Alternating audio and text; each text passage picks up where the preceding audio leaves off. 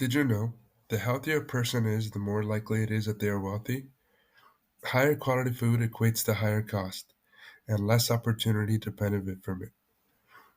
Taken from a poor individual's perspective, not being able to afford high quality meals is only the beginning of the struggle.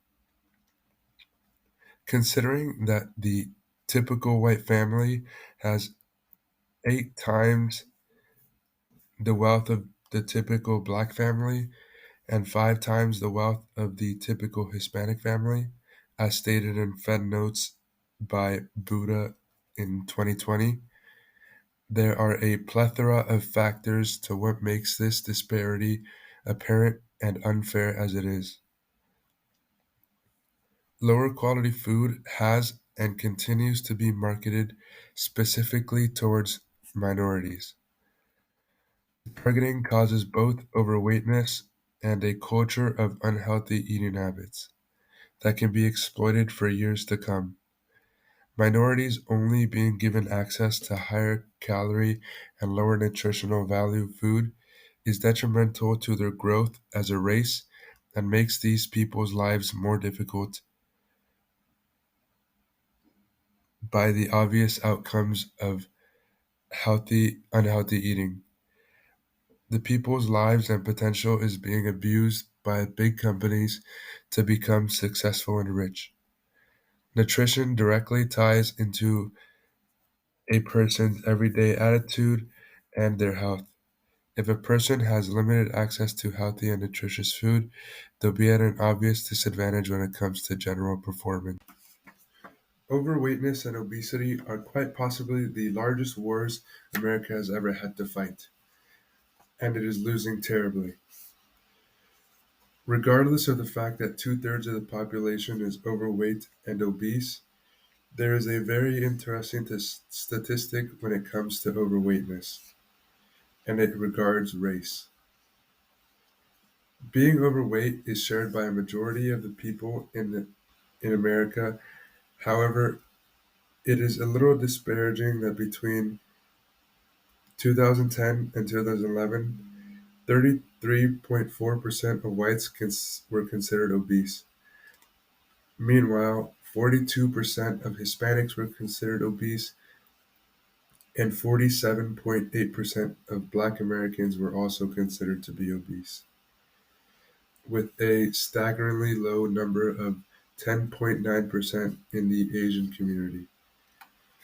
And according to the same article, the rate of obesity in children was 14.1% in white Americans, 22% in Hispanics, and 20.2% in Black Americans.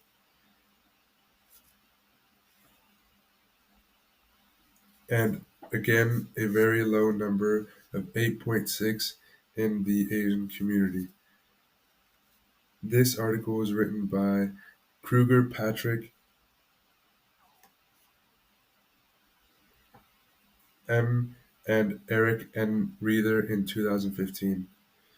People are forced to spend less of their money on groceries and health and more on where they're going to live. Why do Black and Hispanic people have such a significantly higher rate of obesity, both for their children and adults? Does it have something to do with the fact that they may not be able to afford good food, or is it that they don't have enough, or that they don't have access to proper nutrition? A a decent portion of these habits are started at a young age, and a majority of consumers for most sugary and sweet foods or drinks are children. African American children consume less sugary foods in school but eat significantly more at home when compared to whites, as stated by Patrick M. Kruger and Eric N. Reither in 2015. As shocking or as obvious as this may be, minorities are often targeted by big companies that produce these sugary foods or drinks. Lower class areas are very likely to be considered food deserts, and according to a study from Pittsburgh Pennsylvania, it was found out that obesity and the rising prices of high quality food are positively correlated.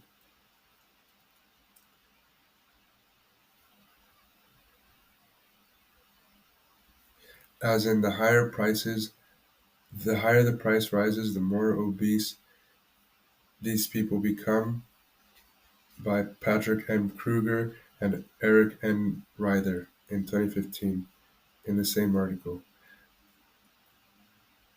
Although the evidence may Although the evidence taken from Pittsburgh may be anecdotal to a specific region, it is very easy to say that this type of pattern in some place like Richmond, where the majority of the population is either black, 19.6%, Hispanic, 38.2%, and white, 17.9%, and Asian, 16.2%, and a poverty rate of 15.4%, courtesy of the census taken from Richmond in 2018.